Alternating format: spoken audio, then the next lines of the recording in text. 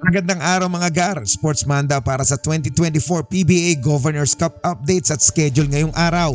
Ball game result muna nung doubleheader Sunday, September 8, 2024.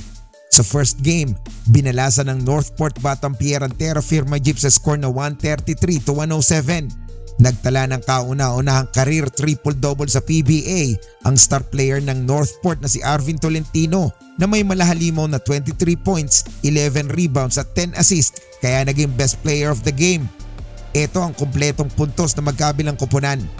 Sa Northport, Venke Joyce 26, Tolentino 23, Navarro 18, Flores 15, Halalon 12, Amores 8, Onwubere 7, Munzon 6, Taha 6, U5, Nelly 3, Trater 2 at Bulanadi 2. Sa Terra Firma naman, si Stan 22, Hanapi 20, Ferrer 14, Sanggalang 14, Hester 12, Pringle 10, Hernandez 5, Ramos 5 at Kahilig 5. Sa second game naman mga gar, pumasok ang 3-point shot ni Jason Castro para biguin ang humahabol na Converge Fiber Xers sa score na 98-91.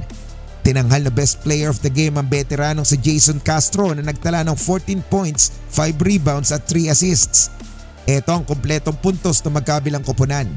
RHJ 21 ng Batak 17. Both of Tana and Castro nakakuha ng 14 points. Pugoy 12, Eram 5, Payawal 5, Aurin 5, Cobuntin 3 at Hiruela 2. Sa Converge, Arana 16, Winston 15, Stockton 15, Hobson 13, Ambohot 12, De Los Santos 8, Santos 7, Cabagnot 4 at Racal 1. Ito naman mga garang updated PBA Governors Cup standing. Sa Group A, nangunguna ang TNT Tropang Giga with 5-1.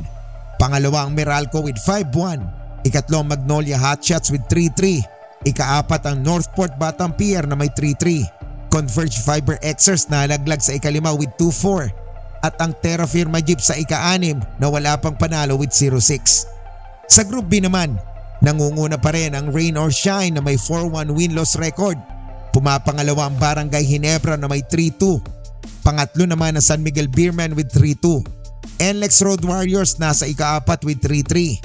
Panglima naman ang Blackwater Bossing na may 3-3 at ika-6 na pwesto ang Phoenix na may 0-5.